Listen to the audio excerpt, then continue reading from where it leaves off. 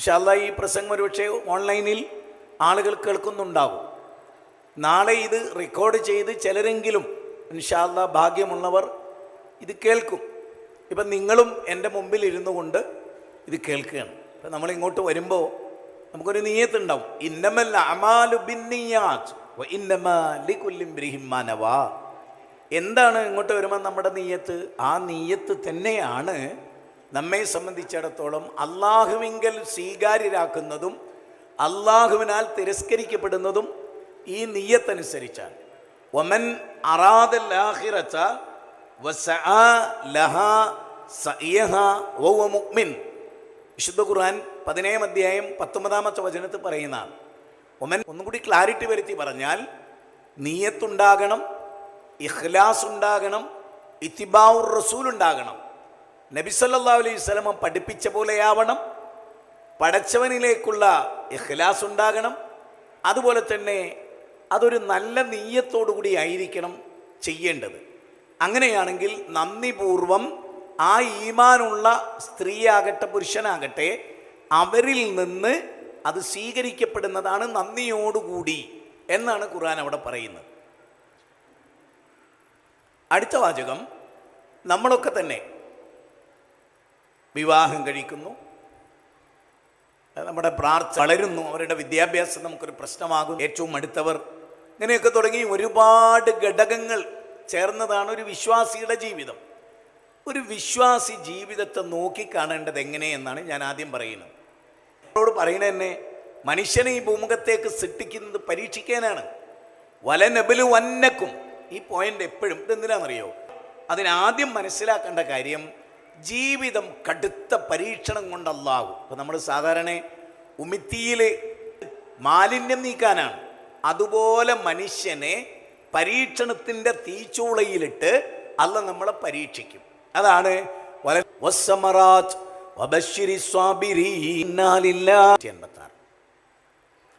ഭയപ്പാട് കൊണ്ട് മുസ്ലിമായി അല്ലെങ്കിൽ എന്ന രാജ്യക്കാരനായി എന്നതിൻ്റെ പേരിൽ കേരളത്തിൽ പോലും തല്ലിക്കൊന്ന വാർത്ത ചൂടുമാറാത്ത ഘട്ടത്തിലാണ് നമ്മൾ ജീവിക്കുന്നത്. നമ്മൾ ഭയമിട്ട് തന്നുകൊണ്ട് നിങ്ങളെ പരീക്ഷിക്കുന്നതാണ്. അപ്പം എന്താ വേണ്ടത്? അസ്വസ്ഥരാവുകയാണോ? ഭയചകിതരാവുകയാണോ? നിരാശരാവുകയാണോ? അവിടെ അല്ല പറഞ്ഞു വബശ്ശിരി സ്വാബിരീൻ, ക്ഷമിക്കുന്നവർക്ക് സന്തോഷ വാർത്ത. അല്ലദീന ഇദാ അസാബത്തുഹും മുസീബത്തുൻ ഖാലൂ ഇന്നാ ലില്ലാഹ്. ഇത്തരം മുസീബത്തുകൾ ഉണ്ടാകുമ്പോൾ ഞങ്ങൾ അള്ളാഹിനുള്ളവരാണ്, അവനിലേക്ക് മടങ്ങിപ്പോകേണ്ടവരാണ് എന്ന് കൃത്യമായി ബോധ്യമുള്ള ആളുകളാകണം എന്നാണ്. അപ്പം ജീവിതം ഒരു പരീക്ഷണമാണ് എന്ന് ആദ്യം മനസ്സിലാക്കി വെക്കണം. കുറവുകളെ കൊണ്ട് 17 അധ്യായം പറയണാണ്. ഇടുങ്ങിയ ജീവിതം ഉണ്ടാവും, വളരെ വിശാലമായ ലാവിശായ ജീവിതം ഉണ്ടാവും. നമ്മൾ ചോദിക്കും, ഇക്ക ഭാര്യമാർ ചോദിക്കും, ഇക്ക എന്താ നിങ്ങൾ ഇങ്ങനെ, എത്ര ആള് രക്ഷപ്പെട്ടു, നിങ്ങൾ എന്താ രക്ഷപ്പെടാത്തത്? പക്ഷെ രക്ഷപ്പെടാൻ കഴിയുന്നില്ല. അത് അല്ലാഹു അദ്ദേഹത്തിന് നിശ്ചയിച്ചൊരു പരീക്ഷണമാകാം. അപ്പം അവിശ്വാസികൾക്ക് ഒരുപാട് സൗകര്യങ്ങൾ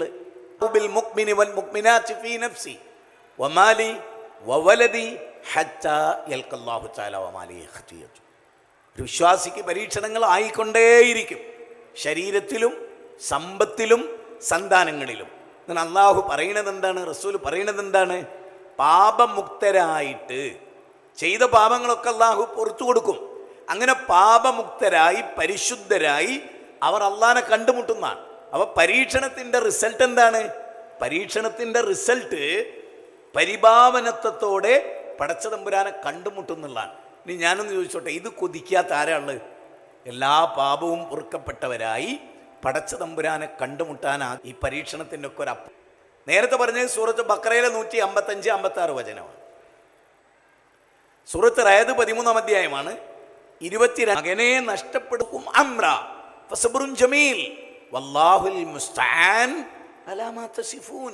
12 അധ്യായം സൂറത്ത് യൂസുഫ് 18 വചനമാണ്. ഒന്നിപ്പിണ്ടല്ല, എട്ടങ്ങേറ് എന്ന് പറഞ്ഞിട്ടല്ല, വളരെ 22 മുതൽ 26 വരെയുള്ളവർ, 22 മുതൽ 26 വരെയുള്ളവർ ഈ പരിഭാവനത്വമുള്ള സ്വർഗത്തിലേക്ക് നിങ്ങൾ വന്നോ? ആർക്ക് വേണ്ടിയത്? ആർക്ക് വേണ്ടി? വല്ലാഹു യദൂ ഇലാ ദാരിസിൽ, നോമ്പ് നോറ്റതിൻ്റെ പേരിൽ, സക്കാത്ത് കൊടുത്തതിൻ്റെ പേരിൽ എന്നൊന്നും പറയണില്ല. സലാമുൻ അലൈക്കും ബിമാ സബർത്തും, ക്ഷമ. ഇന്ന മിൻ അസ്വാജിക്കും വൗലാദിക്കും അദുവ്വല്ലക്കും ഫഹ്ദറൂഹും. വിശുദ്ധ ഖുർആൻ പറയാണ്. വിശുദ്ധ ഖുർആൻ 64-ാമത്തെ അധ്യായത്തിൽ 14-15 വാചകത്തിൽ പറയുന്നത്, തീർച്ചയായും നിങ്ങളുടെ ഇണകളിൽ, നിങ്ങളുടെ മക്കളിൽ നിങ്ങൾക്ക് ശത്രുക്കളുണ്ട്, കരുതിയിരിക്കണം. ഭാര്യയെ കരുതണം, ഭർത്താവിനെ കരുതണം, മക്കളെ കരുതണം. അവർ നിങ്ങൾക്ക് ശത്രുക്കളുണ്ട്. എന്നിട്ട് അള്ളാഹ് എന്താ പറഞ്ഞത്? ശത്രുക്കളുള്ളതുകൊണ്ട് അവരെ ആട്ടി അകറ്റണം എന്നാണോ? അല്ല, മറിച്ച് വിട്ടുവീഴ്ച ചെയ്യണം, ക്ഷമിക്കണം, അങ്ങേയറ്റം പുറത്തു കൊടുക്കണം. പിന്നെ ഒരിക്കലും ആ പുറത്തു കൊടുത്ത കാര്യം പിന്നെ എടുത്തു പറയരുത്. 5 കൊല്ലം മുമ്പ് ഭർത്താവിന് സംഭവിച്ച ഒരു തെറ്റ് 5 കൊല്ലം കഴിഞ്ഞിട്ടും ഓർത്തെടുക്കുകയും പറയുകയും ചെയ്യൽ പൊറുക്കലിൻ്റെ പട്ടികയിൽ വരില്ല എന്ന് പറയുന്നത് വിശുദ്ധ ഖുർആനാണ്. അതുകൊണ്ട് അങ്ങേയറ്റത്തെ ക്ഷമ, അങ്ങേയറ്റത്തെ വിട്ടുവീഴ്ചയാണ് ജീവിതത്തിൻ്റെ നികല മേഖലകളിലെയും മാനദണ്ഡം. ആർക്കുള്ളതാണ് സ്വർഗം? അതൊരു ചോദ്യമാണ്. ആർക്കാണ് സ്വർഗം എന്നത് ഒരു വലിയ ചോദ്യമാണ്. ആ ചോദ്യത്തിൻ്റെ ഉത്തരം ഖുർആൻ പറയുന്നുണ്ട്. വസാരിയു, വന്നോളൂ, ധൃതി കാണിച്ചോളൂ. വസാരിയു ഇലാ മഅഫിറത്തിലേക്ക് നിങ്ങൾ വരൂ. ഉഇദ്ദത്തുലിൽ മുത്തഖീൻ, മുത്തക്കികൾക്ക് വേണ്ടി തയ്യാർ ചെയ്യപ്പെട്ടതാണ് ആ സ്വർഗം. എന്നിട്ട് ആ സ്വർഗത്തിൻ്റെ വലിപ്പം പറഞ്ഞു, മുത്തക്കികൾക്കാണ് എന്ന് പറഞ്ഞു. ഇനി ആ മുത്തക്കികളുടെ ഗുണം അള്ളാഹ് എടുത്തു പറയാണ് ഖുർആനിൽ. അല്ലദീന, അവരൊരു കൂട്ടരാണ്. യുൻഫിഖൂന ഫിസ്സറാഇ വല്ലറാഇ വൽഖാളിമീനൽ ഗൈള വൽആഫീന അനിന്നാസ് വല്ലാഹു യുഹിബ്ബുൽ മുഹ്സിനീൻ. എന്താ ആ വാചകത്തിൽ ചില ഗുണങ്ങൾ പറയണം അള്ളാഹ്. അപ്പം നമ്മൾ ഈ ഇരിക്കുന്ന ആളുകൾ ഇത് റെക്കോർഡ് ചെയ്ത് കേൾക്കും.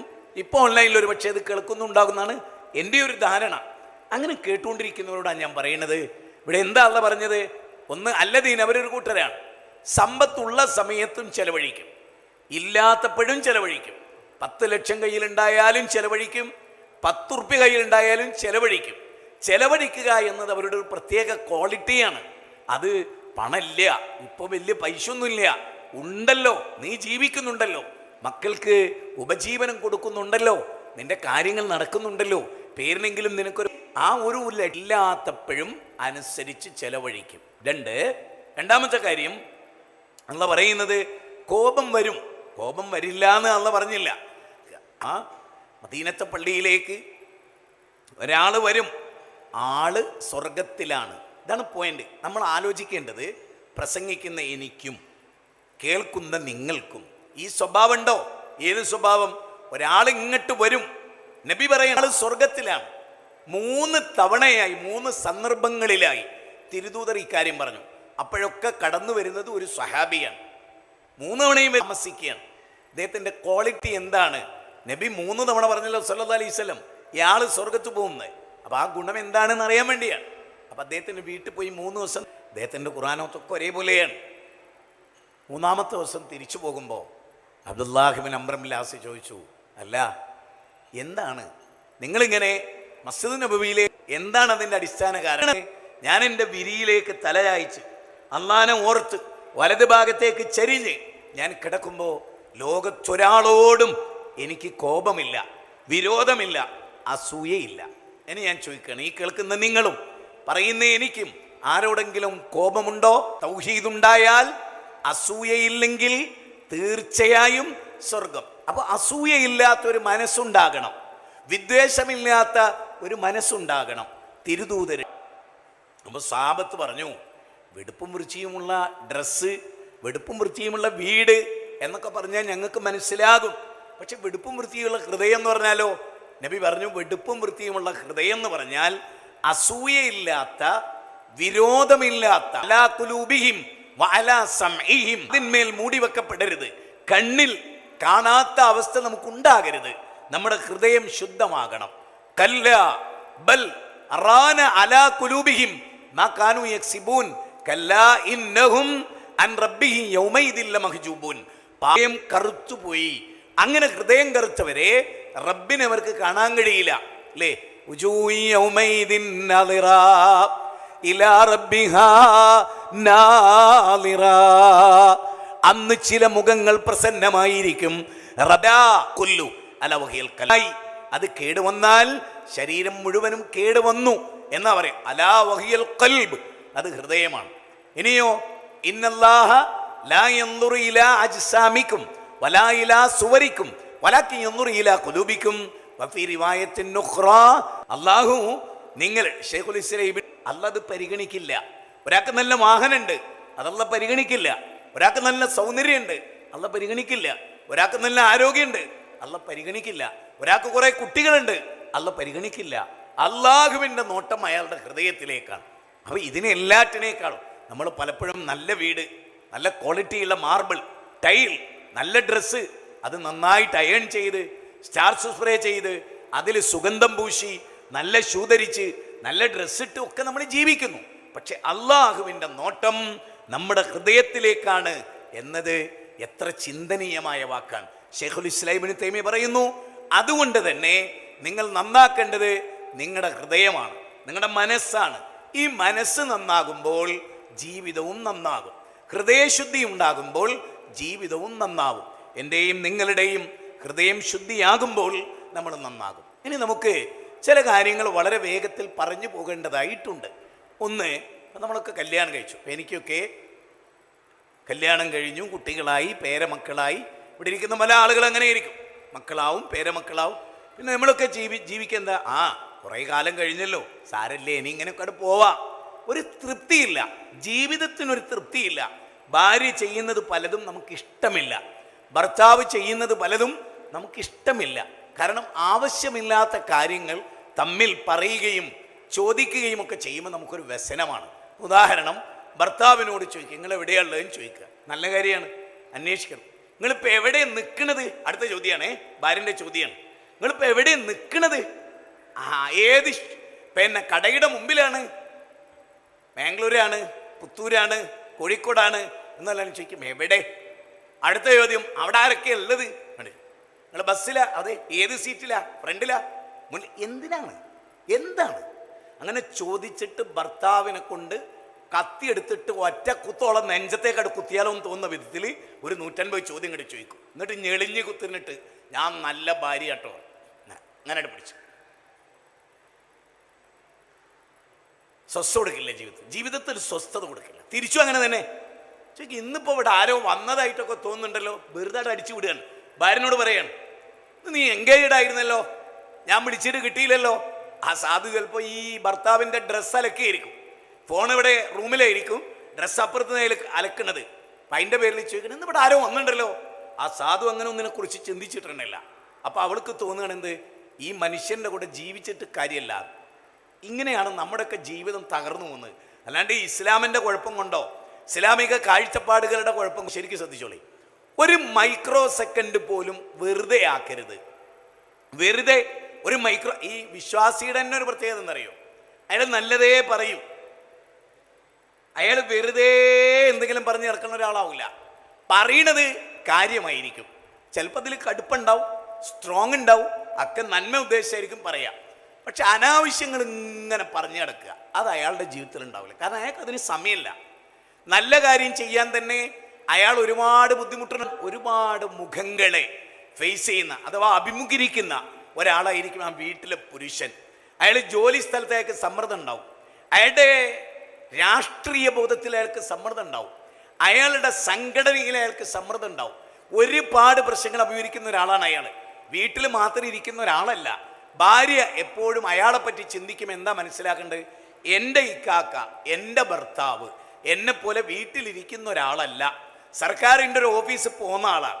അവിടെ വൈകുന്നേരം വരെ, രാവിലെ 10 മണി മുതൽ വൈകുന്നേരം വരെ അവിടെ ഒരുപാട് പ്രശ്നങ്ങളുണ്ടാവും. ഞാനതൊന്നും അറിയണില്ല. ഇക്കാക്കൊക്കെ എന്തെങ്കിലും ഫീലിംഗ് ഉണ്ടാവും.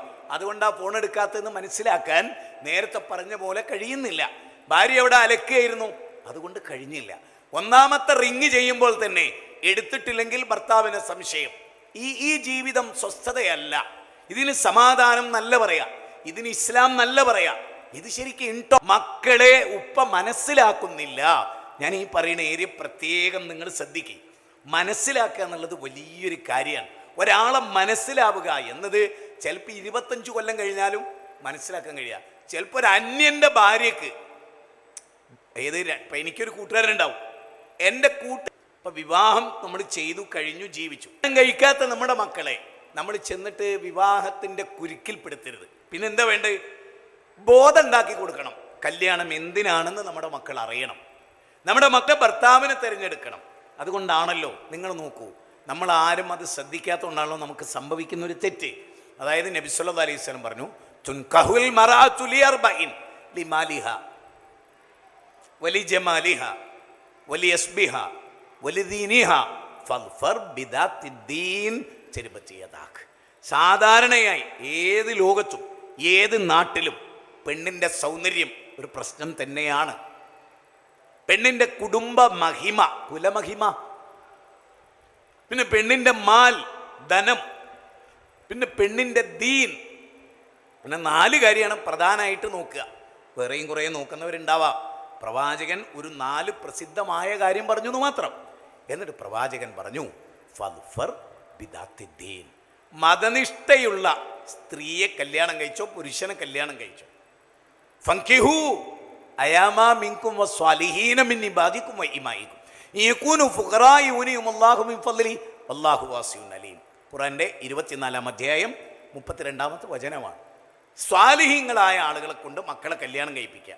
ദീനുണ്ടാവണം. എന്നാൽ അള്ളാഹ് പറയാണ്, ദീന് നോക്കി നടക്കുമ്പോൾ എങ്ങനെയാണ് സമ്പത്ത് കൂടുമ്പോൾ മനുഷ്യനെല്ലാം മറക്കും. അതുകൊണ്ടാണ് സമ്പത്തുള്ള കുടുംബത്തിലും ദീനുണ്ട്, ദീനില്ല എന്നല്ല. പക്ഷെ ദരിദ്ര കുടുംബത്തിലാണ് ദീന് വേഗം. അള്ളാഹ് പറയുന്നു എന്ന് പറഞ്ഞാൽ ശുദ്ധമായ തൗഹീദാവണം വിവാഹത്തിന്റെ മാനദണ്ഡം. സൂറത്ത് ബഖറ 2-ാം അധ്യായം. വിശ്വാസിയായ ഒരു പെണ്ണ് മഹാസുന്ദരിയാണ്. അവളെ സൗന്ദര്യം നിന്നെ എത്ര അത്ഭുതപ്പെടുത്തിയാലും അവന്റെ സൗന്ദര്യം നിന്നെ തൗഹീദില്ല. ബുദ്ധി വേണ്ട, IAS വേണ്ട, ബുദ്ധി വേണ്ട. ആ ബുദ്ധി അല്ല, ബുദ്ധി വേറെയാണ്. ആ ലോകം എന്താണ്? ഈ ഒരു അടുത്താണ് വിവരക്കേട്. ഉണ്ടെന്ന് പറയുന്നിടത്ത് വിവരക്കേടില്ല, ഉണ്ട് എന്ന് പറയുന്നതാണ്. ഈ മൈക്ക് ഇവിടെ നിങ്ങൾ നോക്കൂ, ഈ മൈക്കിന്റെ പവർ ഓഫ് ആയാൽ ഈ മൈക്ക് വർക്ക് ചെയ്യില്ല. ആംപ്ലിഫൈ ചെയ്യാൻ കഴിവില്ലെങ്കിൽ ഈ ശബ്ദത്തിൽ നിങ്ങൾക്ക് കേൾക്കാൻ പറ്റില്ല. ഇതിനൊക്കെ ഒരു സിസ്റ്റം വർക്ക് ചെയ്യുന്നുണ്ട് ഇവിടെ. അതിന് പിന്നിൽ പല ഘടകങ്ങളുണ്ട്. അല്ലാതെ ഞാൻ ഇങ്ങോട്ട് വരുമ്പം തന്നെ ഒരു ഓഡിറ്റോറിയം ഉണ്ടായി, നിങ്ങൾ കുറേ ആളുകളെ നൂലുമ കെട്ടിയിറക്കി, ഈ PC സ്റ്റാൻഡ് ഇങ്ങോട്ട് പറന്നു വന്നു, ഈ മൈക്ക് ഇങ്ങോട്ട് വന്നു എന്നൊക്കെ ഞാൻ പറഞ്ഞാൽ, ഇതിൻ്റെ പിന്നിലൊന്നും ആരുമില്ല എന്ന് പറഞ്ഞാൽ നിങ്ങൾ പറയും പാവം നല്ല മനുഷ്യനായിരുന്നു, ഇപ്പം ബുദ്ധിയില്ല, ഭ്രാന്തനായിപ്പോയി. സിമ്പിൾ. ഈ പ്രപഞ്ചത്തിനൊരു നാഥനുണ്ട് എന്ന് അംഗീകരിക്കുകയും അവനെ മാത്രമേ ആരാധിക്കൂ എന്ന് തീരുമാനിക്കുന്ന ഒരു പെണ്ണിനെ ജീവിത പങ്കാളിയാക്കണം. അങ്ങനെ ആക്കിയിട്ടുണ്ടോ? ഇല്ല എന്നതാണ്. ഞാനിപ്പോൾ കഴിഞ്ഞ ദിവസം എൻ്റെ അടുത്തൊരു പയ്യൻ വന്നു. സൗദി അറേബ്യയിൽ നിന്നാണ് അവൻ മുജാഹിദായത്. കാന്തപുരം AP അബൂബക്കർ മുസ്ലിയാരുടെ മരുമകൻ C5C കുടുംബത്തിൽ നിന്നാണ് കെട്ടിയത്. ആ പെണ്ണിനെ കെട്ടി, പിന്നെ ഇവൻ മുജാഹിദായി. ഇവൻ അവിടെ വന്ന് നമ്മുടെ പ്രസംഗമൊക്കെ കേട്ട് മുജാഹിദായി. അപ്പം അവർ പറയുന്നത് എന്താണ്? നീ മുജാഹിദായത് കൊണ്ട് ഞങ്ങളുടെ മകളെ ത്വലാക്കിയിടണം. എന്താ കാരണം? നീ അള്ളാഹനെ മാത്രം ആരാധിക്കുന്നവരാണ്, ഞങ്ങൾ ബൗദ്ധ വിശ്വാസികളാണ്. മനസ്സിലായില്ലേ? അപ്പം യഥാർത്ഥത്തിൽ എൻ്റെ സ്വഭാവം നിങ്ങൾക്കറിയാലോ. ഞാൻ പറയുന്നത് വിസ്റ്റം ഇസ്ലാമിക് ഓർഗനൈസേഷനിലാണ് ഞാൻ. എൻ്റെ വാദം എന്താണ്? ഒരു വിസ്റ്റക്കാരൻ വിസ്റ്റത്തിലെ പെണ്ണിനെ മാത്രം കെട്ടിയാൽ മതി. അപ്പം നിങ്ങൾ ചോദിക്കും, KNMന്റെ കെട്ടിയാൽ ഹറാമാ? അല്ല. പിന്നെന്താ പ്രശ്നം? KNMന്റെയും നമുക്കിടയിൽ ശിർക്കാരോപണം നിലക്കുമ്പോൾ ഭാര്യയും ഭർത്താവും തമ്മിൽ അത് പറഞ്ഞ് തെറ്റും, ജീവിതത്തിലൊരു സുഖവും ഉണ്ടാവില്ല. അപ്പം അതുകൊണ്ടാണ് ആദർശം ഒന്നാകണം എന്ന് പറയുന്നത്.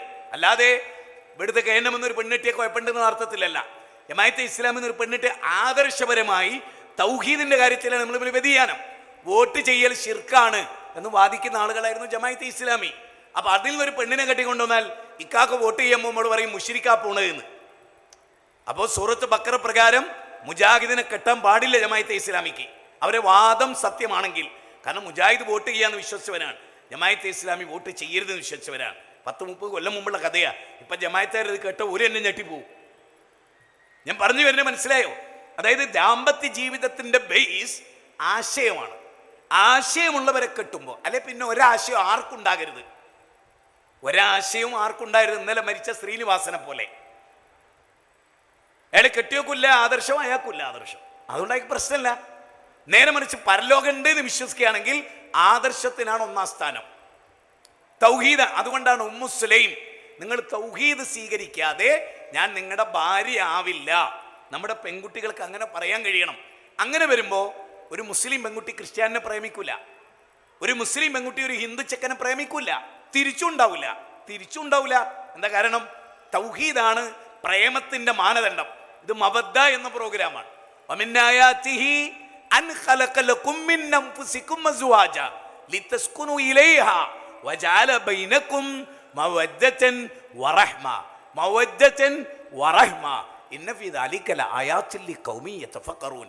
ചിന്തിക്കുന്നവർക്ക്, അപ്പൊ ചിന്തിക്കുന്നവർക്ക് ഇണാതത്വത്തിലെ ഏറ്റവും ശ്രേഷ്ഠമായ വശം ഒരേ ആശയമുള്ളവർ വിവാഹിതരാവുക എന്നതാണ്. ഞാൻ പറഞ്ഞ് മനസ്സിലായിട്ടുണ്ടാകും എന്ന് ഞാൻ വിചാരിക്കുകയാണ്. ഇതൊന്നും വിവാദമല്ല, ചിന്തിക്കുന്നവർക്ക് മനസ്സിലാകുന്ന കാര്യമാണ്. ഞാനിപ്പോൾ എൻ്റെ മകളെ അനസ് മുസ്ലിയാരുടെ ഒരു മകന് കെട്ടിച്ചു കൊടുത്ത് നിങ്ങൾ വിചാരിച്ചോളി, പിന്നെ ഒന്നെങ്കിലും ഓൻ കൊല്ലപ്പെടും അല്ലെ ഞാൻ കൊല്ലപ്പെടും. എന്തിനായി നിൽക്കണേ? ഓൻ്റെ കുടുംബത്തിലേക്ക് എൻ്റെ മോളെ കൊടുക്കാതിരിക്കുക പറഞ്ഞതിൻ്റെ പൊരുൾ അത്രയേ ഉള്ളൂ. എന്ന് പറഞ്ഞാൽ കേന്നമാരെ ഇഷ്ടത്തിൻ്റെ കുട്ടീനെ കെട്ടണ്ടാന്ന്. കെട്ടിയ ജീവിതത്തിൽ സ്വസ്ഥത ഉണ്ടാകാനാ കെട്ടണ്. കല്യാണത്തോടു കൂടി സ്വസ്ഥത കേടില്ലെങ്കിൽ പിന്നെ കെട്ടിച്ചു കൊടുക്കണോ? അത് മനസ്സിലാകുന്നുണ്ടോ നിങ്ങൾക്ക്? നാളെ അത് വിവാദാക്കുമോ? ഇത് മനസ്സിലായോ? പറഞ്ഞത് എന്താണെന്ന് മനസ്സിലായോ? പറഞ്ഞത് എന്താണെന്ന് മനസ്സിലായോ? അല്ലെങ്കിൽ നിങ്ങൾ നാളെ ഇതുമ കിടന്ന് തിരിയും, ബാക്കിയൊക്കെ മറന്നു. കാരണം ഇത് നോക്കൂ, ഈ ഖുർആന്റെ വചനം ഒന്ന് നോക്കൂ. കല്യാണം എന്തിനാണ്? അള്ള പറയുകയാണെങ്കിൽ തസ്കുനു ഇലൈഹ, അവളിലേക്ക് അവൻ സമാധാനമടയാൻ. അവള് ദർഗയിൽ പോകുന്ന ഒരാളാണെങ്കിൽ നമുക്ക് സമാധാനം കിട്ടുമോ? നമ്മളോട് സമ്മതം ചോദിച്ച് ഭാര്യ ദർഗയിലേക്ക് പോവുകയാണെങ്കിൽ ആ ദാമ്പത്യത്തിൽ ഭർത്താവിന് സമാധാനം ഉണ്ടാവുമോ? പറ, ഉണ്ടാവോ? ഇല്ല. അപ്പോൾ ഈ പോയിന്റ് മനസ്സിലായിട്ടുണ്ടെങ്കിൽ നിങ്ങൾ എനിക്ക് വേണ്ടി ദുആ ചെയ്യാം. കാരണം ക്ലാരിറ്റി വരണം എല്ലാറ്റിനും. അല്ലാണ്ട് വന്ന് പ്രസംഗിച്ച് മാഷാ അല്ലാ ബാറക്കല്ലാ ഒരു പ്രശ്നമില്ല കേട്ടോ, ഞങ്ങൾക്ക് എല്ലാവർക്കും ഉഷാറാ, എനിക്ക് കേൾക്കണം എന്നില്ലാന്നേ ഞാൻ പറഞ്ഞതിൻ്റെ അർത്ഥമുള്ളൂ. നിങ്ങളൊക്കെ എന്നെ വെറുത്തിറങ്ങിയാൽ എനിക്ക് ഭയങ്കര സന്തോഷമാണ്. കാരണം നിങ്ങളെ വെറുപ്പിലാണ് എൻ്റെ റബ്ബിൻ്റെ ഇഷ്ടം കുടികൊള്ളുന്നത് എന്ന് വിശ്വസിക്കുന്ന ഒരാളാണ് ഞാൻ. പക്ഷെ പറയുന്നത് ദീനാവണം, ആർക്കും ഇഷ്ടപ്പെടണ്ട. ഇനി എല്ലാവരും ഇഷ്ടപ്പെട്ട് അതിനും എനിക്ക് വിരോധമൊന്നുമില്ല. പക്ഷെ ഞാൻ പറയുന്നത് എൻ്റെ റബ്ബിന് ഇഷ്ടപ്പെടണം. ആ റബ്ബിൻ്റെ പ്രവാചകനാണ് പഠിപ്പിക്കുന്നത്. ആദർശമില്ലെങ്കിൽ നിങ്ങൾ ആരെങ്കിലും ആലോചിച്ചിട്ടുണ്ടോ? നബീൻ്റെ 2 പെൺകുട്ടികൾ അബൂലഹബിൻ്റെ 2 ആൺകുട്ടികളായിരുന്നു കല്യാണം കഴിച്ചത്. ഞാൻ നിങ്ങളോട് പറയുന്നത് ശരിക്കും മനസ്സിലാക്ക്. നബി സല്ലല്ലാഹു അലൈഹി വസല്ലമയുടെ 2 പെൺകുട്ടികളെ കല്യാണം കഴിച്ചിരുന്നത് ആരാണ്? അബൂലഹബിൻ്റെ 2 മക്കളാണ്. നബി ഇസ്ലാം തൗഹീദ് പറഞ്ഞപ്പോൾ വാപ്പന്ത് പറഞ്ഞു? നമ്മൾ ശിർക്കിലാണ്, ഒരു തൗഹീദിലാണ്. 2 ആളെയും മടക്കിയേക്ക് തൊലാക്കില്ലേ? നബിയുടെ പൊന്നോമന 2 മക്കളെയാണ്. അബൂലഹബിന്റെ മക്കളെ തൊലാക്കില്ലേ? വിഷയം എന്താണ്? ആദർശപരമാണ്. ഇതൊന്നും നിങ്ങളോട് ആരും പറയില്ല കേട്ടോ. അബൂലഹബിനെ പറ്റി നിങ്ങൾ കേൾക്കും, പക്ഷെ ഇത് കേട്ടാലേ ദാമ്പത്യം വിജയിക്കും. അപ്പൊ എപ്പോഴും ഓർക്കേണ്ടത്, നിങ്ങൾക്ക് നിങ്ങളെ മോക്കൊരു നല്ല വരനെ കിട്ടിയില്ല, തൗഹീദുള്ളവനെ കിട്ടിയില്ല. തൗഹീദ് മാത്രമല്ല, ഒരു നൂലുമ്മലാണല്ലോ യാ ഇബാദല്ലാ. ഞാനത് കൃത്യത വരുത്തുകയാണ്. യാ ഇബാദല്ലാ ഒരു നൂലുമക്കളിയാണ്. യാ ഇബാദല്ലയിൽ ശിർക്കുണ്ടോ അല്ലേന്ന് മനസ്സിലാകാത്ത ഒരാണിനെ കൊണ്ട് മനസ്സിലായ ഒരു പെണ്ണിനെ കെട്ടിക്കരുത്. ഇനി എങ്ങനെ ക്ലാരിറ്റി വരുത്തേണ്ടതെന്ന് എനിക്കറിയില്ല. ഇനി ഒരു കാര്യം കൂടെ ഞാൻ പറയാം. ഇതിങ്ങനെ പറഞ്ഞ് മനസ്സിലാക്കി തന്നിട്ട് നിങ്ങൾ കല്യാണം കഴിച്ചു നോക്ക്. ഉദാഹരണം, കല്യാണം കഴിഞ്ഞു, വ്യാഴാഴ്ച ആയിരുന്നു കല്യാണം എന്ന് വിചാരിച്ചോ, അല്ലെ ബുധനാഴ്ച ആയിരുന്നു കല്യാണം എന്ന് വിചാരിച്ചോ. വെള്ളിയാഴ്ച പള്ളിയിലേക്ക് വിളിച്ചാൽ വേഗം ഒരുങ്ങി പുറപ്പെട്ട്, വേണ്ട വെള്ളിയാഴ്ച സുബൈക്ക് എഴുന്നേറ്റ് ഉടനെ ഭാര്യ ചോദിക്കുകയാണ്, കാക്കാ നിങ്ങൾ എന്നെ പള്ളിയിൽ കൊണ്ടുപോകില്ലേന്ന്. എന്ത് സന്തോഷമായിരിക്കും അത്. ഇനി കല്യാണത്തിൻ്റെ അന്ന് രാത്രി ഫസ്റ്റ് നൈറ്റാ. ശരിക്കും മനസ്സിലായിക്കോളെ. ഈ ഫസ്റ്റ് നൈറ്റിൽ ഇങ്ങനെ ഇരിക്കുമ്പോൾ പറയാണ്, എനിക്ക് നിങ്ങളെ ഇഷ്ടമാണ്, നമ്മൾ കല്യാണം കഴിച്ചു വായ്തരായി, പക്ഷെ ഇന്നൊരിക്കലും പള്ളിയിലേക്ക് നിങ്ങൾ വിളിക്കരുത് കേട്ടോ എന്നാ പറയണമെങ്കിൽ സന്തോഷം കൂടുക ചെയ്യുക, സന്തോഷം കുറയുക ചെയ്യുക? പറ, കുറയോ കൂടുവോ? കുറയോ? എന്നാ ഒന്ന് ഉറക്കെ പറയേ, കുറയുന്നു പറ, കുറയോ? അപ്പോൾ 1-ാം തീയതി തന്നെ സന്തോഷം കുറയ്ക്കുന്ന പരിപാടിൻ്റെ പേരാണോ കല്യാണം? എങ്കിൽ ആരെ കെട്ടണം? ഒരേ ആശയമുള്ള. ഞാൻ 45 മിനിറ്റ് സംസാരിച്ചിട്ട് പെണ്ണെട്ടി മുജാഹിദ് ബാലുശ്ശേരി ഒരു പെണ്ണിനെ എങ്ങനെ ഇരുത്തി, അതായത് എൻ്റെ ഭാര്യനാ, അവിടെ എങ്ങനെ ഇരുത്തി. 2000 ഏപ്രിൽ 4-ാം തീയതി അവളെങ്ങനെ റൂമ് പോയിട്ട് കണ്ടതൊന്നുമല്ല, കൊലായിൽ വീട്ടിൻ്റെ സിറ്റ് ഔട്ടിൽ അവളെ കൊണ്ടുവന്നിരുത്തി. അപ്പുറത്ത് ഞാനിരുന്നു, അതിൻ്റെ അപ്പുറത്ത് അവളെ ഉമ്മയിരുന്നു, അതിൻ്റെ അപ്പുറത്ത് അവളെ വല്യമ്മയിരുന്നു. ഇരുത്താൻ പറ്റിയവളേക്ക് ഇരുത്തി. ഞാൻ അവളെ ഇരുന്ന് കണ്ടു. 45 മിനിറ്റ് പറഞ്ഞു. 6 മാക്സിമം പ്രസവിക്കണമെന്ന് വരെ അന്ന് ഞാൻ പറഞ്ഞു. പെണ്ണ് കാണുകയാണ്. അപ്പോഴാ പറഞ്ഞ 6എങ്കിലും പ്രസവിക്കണം. പിന്നെ എന്നെ കയ്യോ കാലോ ആരെയും തല്ലി ഒടിച്ചിട്ടായിരിക്കും ചിലപ്പോൾ കൊണ്ടുവരിക. അതൊക്കെ സഹിക്കാൻ പറ്റണം. എൻ്റെ വീട്ടിൽ 7 മക്കളുണ്ട്. വീട്ടിൽ കുറച്ച് പണിയും ബുദ്ധിമുട്ടൊക്കെ ഉണ്ട്. ഇതെല്ലാം സഹിക്കാൻ പറ്റുമെങ്കിൽ, അതുപോലെ പള്ളി ദീന് കാരണം അവളെ കുടുംബത്തിൽ മിക്ക വീട്ടിലും രണ്ടാ, ആണായാലും പെണ്ണായാലും രണ്ട്. കാരണം ആ കുടുംബം പണ്ട് കമ്മ്യൂണിസ്റ്റ് പ്രസ്ഥാനത്തിലായിരുന്നു. അവളെ ഉപ്പ നക്സലൈറ്റുകാരനായിരുന്നു. പിന്നെ ഇസ്ലാമിലേക്ക് വന്ന മനുഷ്യനാണ്. സ്വാഭാവികമായും ആ ആദർശത്തെ പൊളിച്ചെയ്തൽ എൻ്റെ കല്യാണത്തിലൂടെ എൻ്റെ ലക്ഷ്യമായിരുന്നു. അതുകൊണ്ട് 45 മിനിറ്റ് ഇരുത്തി പറഞ്ഞിട്ട് ഇറങ്ങുമ്പോൾ ഞാൻ പറഞ്ഞു, നീ എന്നെ കെട്ടണമെന്ന് എനിക്ക് നിർബന്ധമില്ല. നീയല്ലാത്ത പെണ്ണിനെ എനിക്കും ഞാനല്ലാത്ത പുരുഷനും നിനക്കും കിട്ടും. ആലോചിക്കാം 2 ആഴ്ച. അത് കഴിഞ്ഞിട്ട് നീ എന്നെ വിളിച്ചോ, പറ്റും ഒന്നെങ്കിൽ പറ്റില്ല. പക്ഷെ 2 മണിക്കൂറിനുള്ളിൽ തന്നെ അവൾ വിളിച്ചിട്ട് പറഞ്ഞു എനിക്ക് ഇങ്ങളെ മതിയെന്ന്. ഒക്കെ മനസ്സിലായി ഉള്ളും പുറവും ഒന്നാണ്. അതുകൊണ്ട് മാഷാ അല്ലാഹ് ഇന്ന് വരെ തെറ്റിപ്പിരിയേണ്ടി വന്നിട്ടില്ല. ഒരുപാട് കുട്ടികളുണ്ടായി, 6 അല്ല 8, 2 മരിച്ചു പോവുകയും ചെയ്ത് 10.